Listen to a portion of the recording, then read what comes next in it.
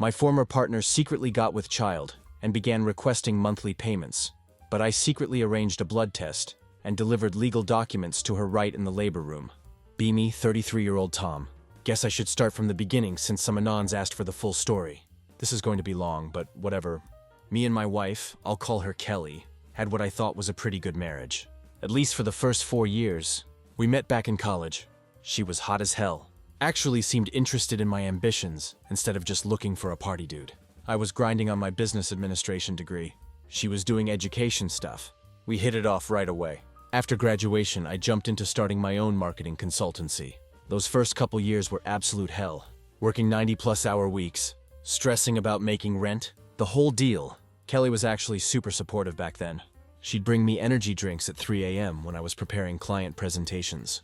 Give me pep talks when clients ghosted me. All that girlfriend of the year type stuff. She even suggested putting her teaching career on hold to support me.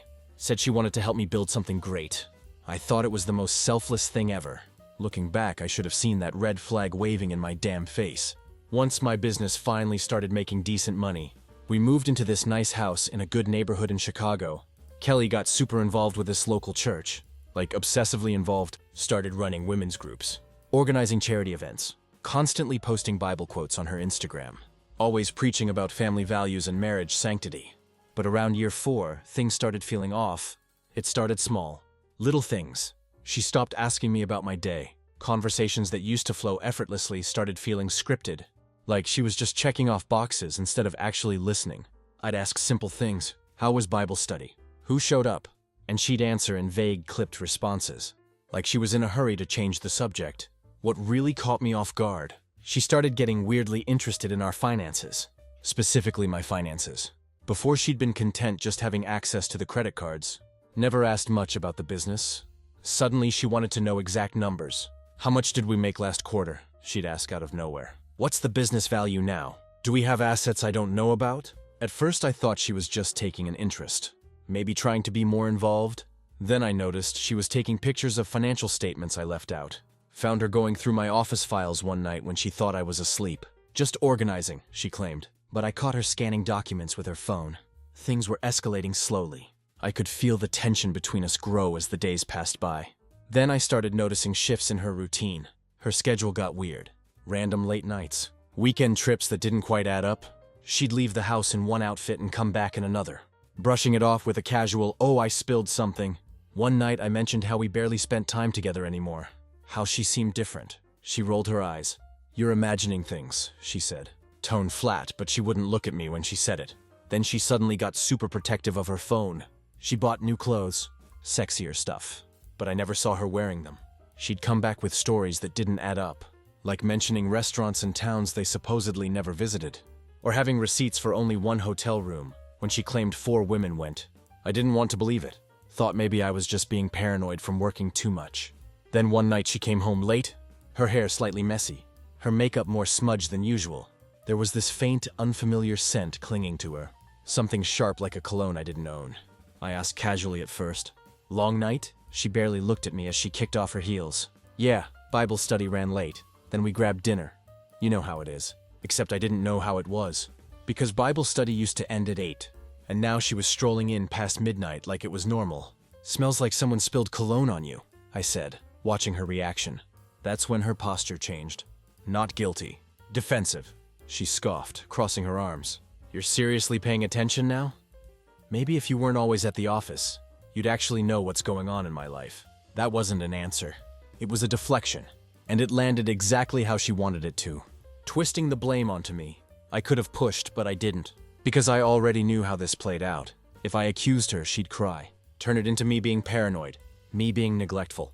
I wasn't about to let her spin the narrative like that. So I got smart about it. Started checking credit card statements. Looking at her location history when she'd leave her iPad unlocked. Pro tip. Women never log out of their accounts. And sure enough, every Tuesday and Thursday afternoon, she was at this address across town for exactly 2 to 3 hours. Some apartment complex. One Thursday I decided to leave work early. Parked across from the complex and waited. Sure enough, at 2 p.m., sharp Kelly pulls in. 10 minutes later, this dude parks next to her. Tall guy, gym bro type, with one of those tribal tattoos on his arm. Such a cliche. I took pictures of them walking in together. all touchy-feely, sitting in my car fuming. I watched my wife, a woman I had built my entire world around, walk into another man's apartment. With that same flirty energy she used to have with me, my mind was screaming at me to storm up there and break the door down. But I forced myself to stay put, because rage is loud, but revenge is quiet. When she came out 2 hours later, I took more pictures, watched them kiss like they had all the time in the world. And right then, something in me shut off. No more doubts, the woman I loved was dead. The guy's name was Brian. Found that out from her text messages when she left her phone to shower one night. He worked at her church as some youth pastor or something. The irony was too damn thick. I didn't confront her right away. Instead, I gathered more evidence. Screenshots of texts, more photos of their meetups, hotel receipts from her purse. Even recorded a phone call where she told this Brian dude how she was going to leave me soon. And they could finally be together. But the part that hurt the most wasn't just the cheating. It was finding out how long she had been planning my downfall. I went through her texts with Brian, and what I saw made me physically sick. This wasn't just some spontaneous affair. She had been strategizing for months. I'm waiting for the right moment. He's too busy with work to notice anything. Once I file, I'll push for alimony. He won't see it coming. She wasn't just planning to leave me. She was setting me up to bankroll her new life, laughing with her boyfriend about how she'd secure a soft landing, while leaving me high and dry. That's when I decided she wasn't just walking away. I was making sure she left with nothing. I met with my business accountant after hours, kept it casual, thinking about restructuring a few things, I said. Over the next few weeks, I made some financial moves. Prepaid my office lease for a year, paid down business loans faster, shifted my salary so more money stayed in the company. Instead of showing as personal income, invested in new equipment, stuff I'd need eventually, but didn't technically need right now. On paper, it just looked like my business was managing cash flow. Nothing suspicious. Just normal operations. That coincidentally made me look a lot less liquid. At the same time, I opened a new personal account at a different bank, started transferring small amounts. Nothing crazy, just enough to build a cushion she wouldn't have access to. Everything was above board, fully documented. I wasn't hiding money. I was just making sure she wouldn't get more than she deserved. And then out of nowhere, she did me a favor. On a random Tuesday, she decided to blow everything up herself. I came home from work, and she was sitting on our couch with this weird, smug look on her face. "Tom," she said, all fake sweet, "we need to talk." I knew what was coming but played dumb. "What's up?" "I'm pregnant." We hadn't been together in months. So unless she was carrying baby Jesus 2.0, this wasn't mine. Before I could say anything, she twisted the knife. "But it's not yours. I've been seeing someone else. I want a divorce." She said it like she was ordering takeout. No guilt, no hesitation. 5 years of marriage, and she tossed it away like it was an expired coupon. I could feel the rage bubbling under my skin, my hands flexing at my sides. Every instinct screamed at me to throw the whole damn folder of evidence in her face, to drag her through the mud right then and there. But then it hit me. This was perfect. She had no idea. No clue that I already knew. No clue that I had been watching, documenting, waiting. She thought she was in control, that she was the one ending things. I let a slow smirk spread across my face. I see. That threw her off. She was waiting for me to explode, to beg, to ask who, but I just sat there, calm as ever. She doubled down, and just so you know, you'll still be paying me alimony. I gave up my career for you, so you owe me. I locked eyes with her. "Kelly," I said, "did you really think I wouldn't know about Brian?" The color drained from her face. I chuckled. "Tuesdays and Thursdays, right? 2 to 3 hours? Same apartment complex, same parking spot? You didn't even try to mix it up. You really thought I was that stupid?" She stiffened, jaw tightening. I don't know what you're talking about." "Oh, come on." I leaned back against the couch, stretching my arms along the back like I had all the time in the world. "Bible study runs late, huh?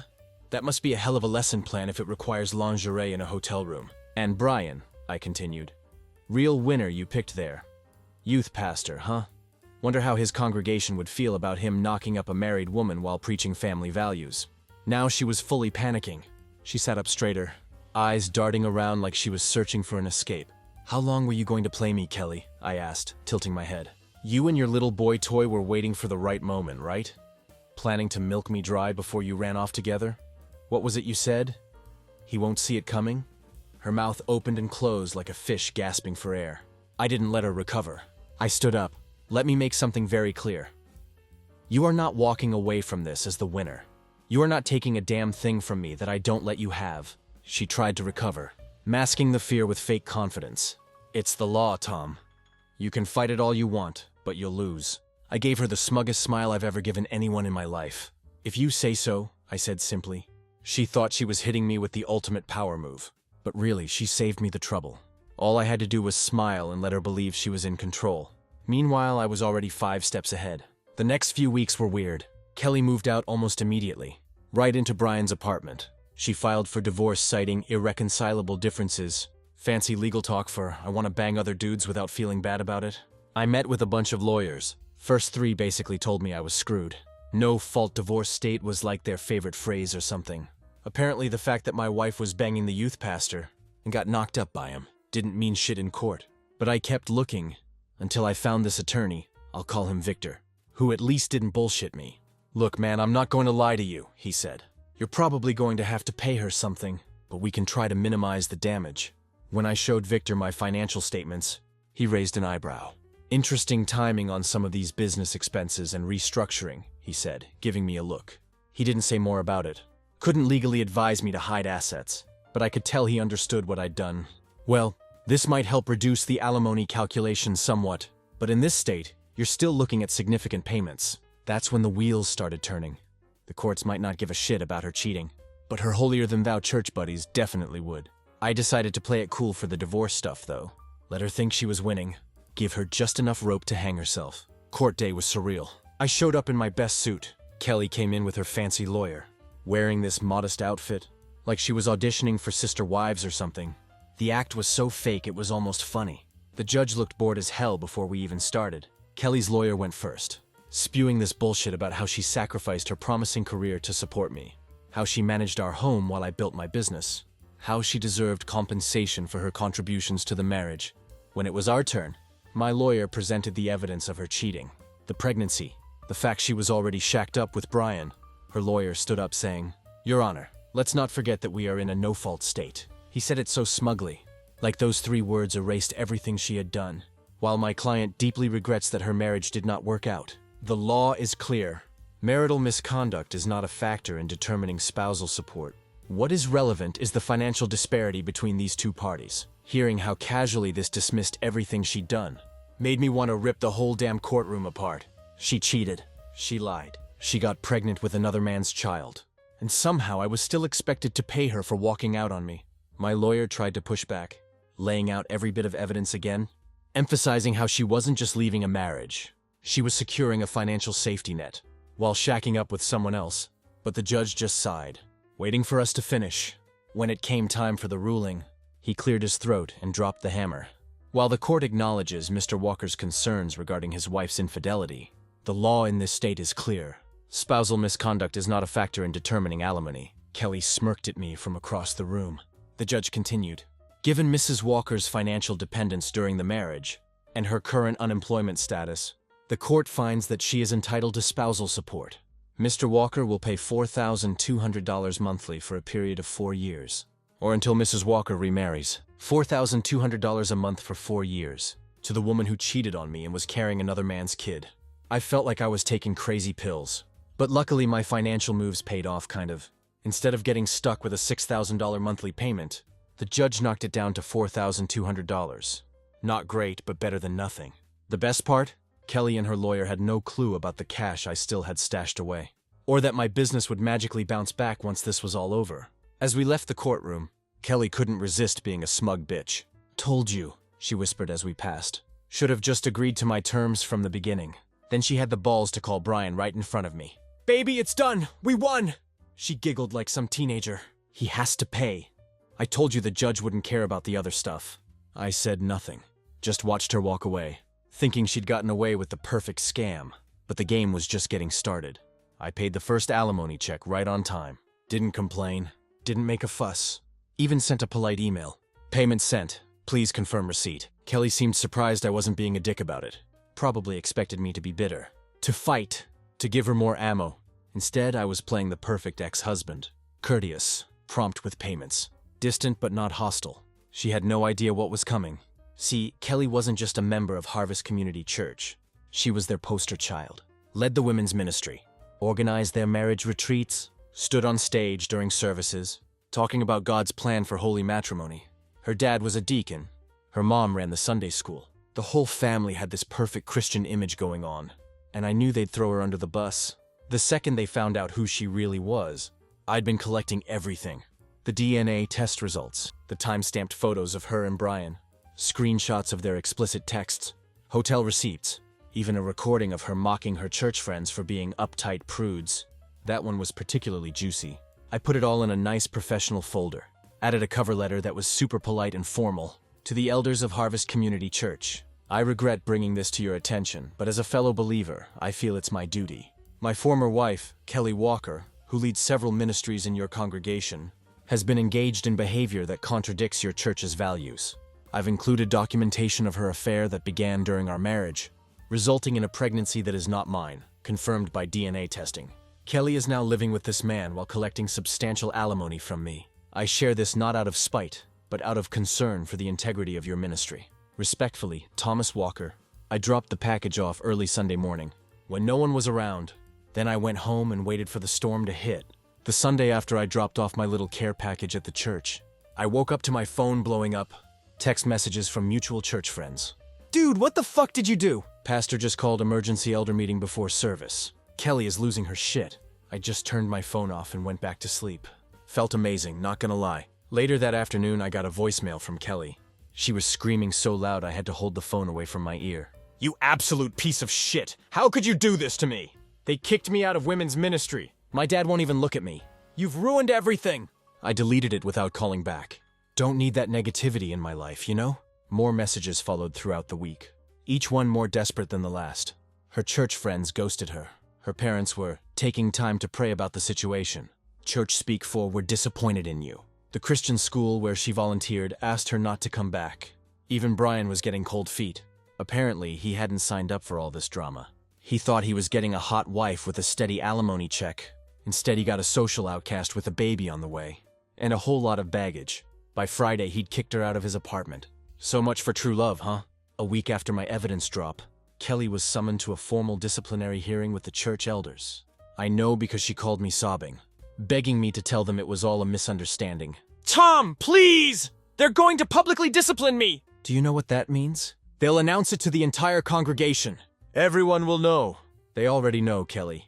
That's kind of how church gossip works. My dad might lose his position over this. My family has been at Harvest for 3 generations. Should have thought about that before you fucked the youth pastor. She went quiet for a second. Then in a small voice, he's not talking to me anymore. Who? Your dad? No, Brian. He said this is too much drama, that I misled him about the divorce being clean and simple. I couldn't help but laugh. So your soulmate bailed the second things got tough? Shocking. I have nowhere to go, Tom. My parents won't let me stay with them. None of my friends are returning my calls. Sounds like a personal problem. Can I come home? Just until I figure things out? The absolute nerve of this woman. It's not your home anymore, Kelly. You gave that up when you decided to cheat. She started crying again. Big dramatic sobs. What am I supposed to do? Get a hotel.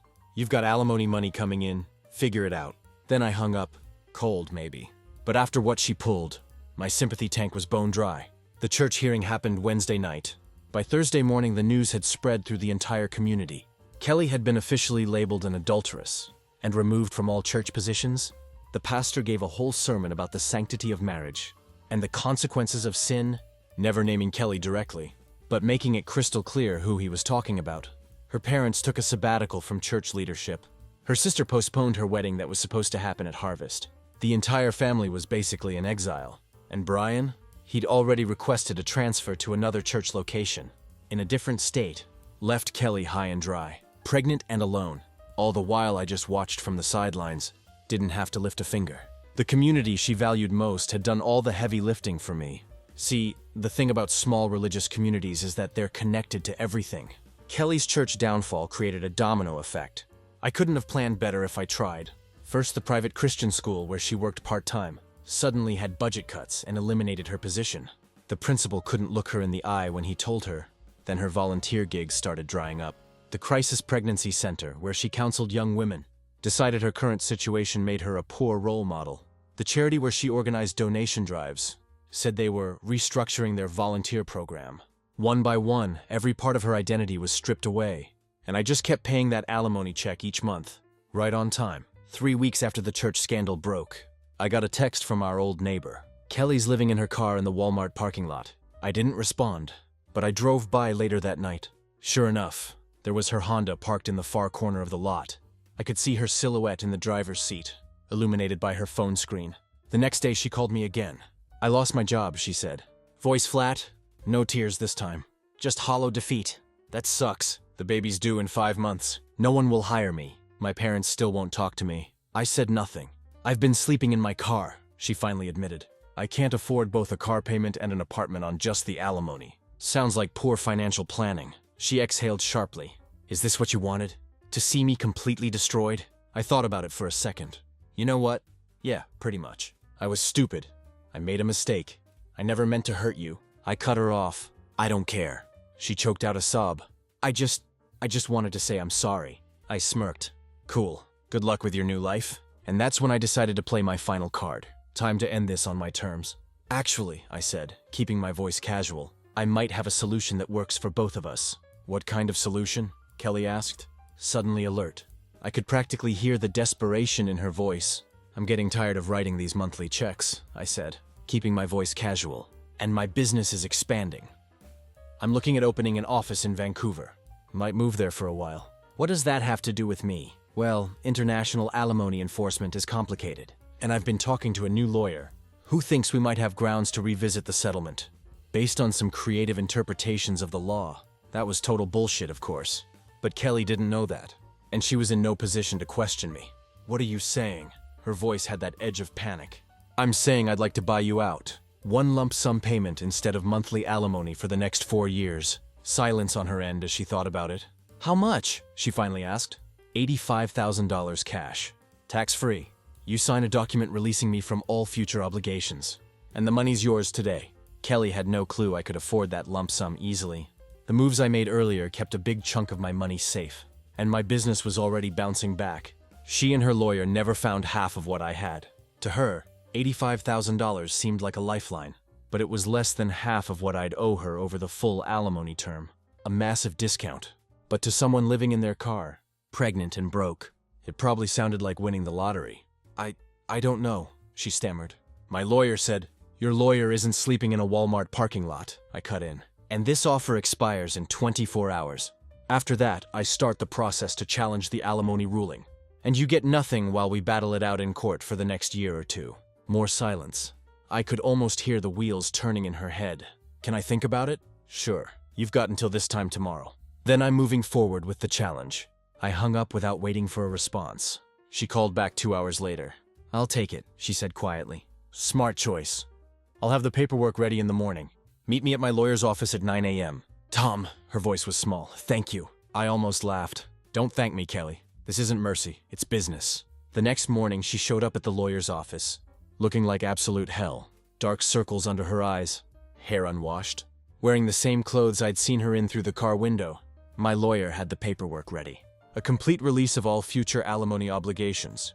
In exchange for a one-time payment, I'd already had the cashier's check prepared. Kelly barely read the documents before signing. When my lawyer slid the check across the table, her hands trembled as she picked it up. "So that's it?" she asked. "We're done?" I nodded. "Completely done. I don't ever want to hear from you again." She looked like she wanted to say something more, but instead just nodded and walked out. As the door closed behind her, my lawyer shook his head. "You know, most guys in your position wouldn't have offered her anything." I told him it was worth 85 grand to be free of her forever, and I meant it. The monthly payments weren't hurting me financially, but they were a constant reminder of how she'd played me. Now I was completely cut loose, free to move on without her shadow hanging over me. Besides, I knew Kelly. She'd burn through that money in 6 months tops, and then she'd have nothing. No alimony, no job prospects, no backup plan. Meanwhile, I'd be building my empire, living my best life, and never looking back. I ran into her about 6 months later at a gas station. Didn't plan it, just one of those random things. She looked rough. Still pregnant, or maybe pregnant again? I didn't ask and didn't care. Driving some beat-up old Civic, instead of the nice car she had during our marriage. She saw me filling up my new BMW, and kind of froze like a deer in headlights.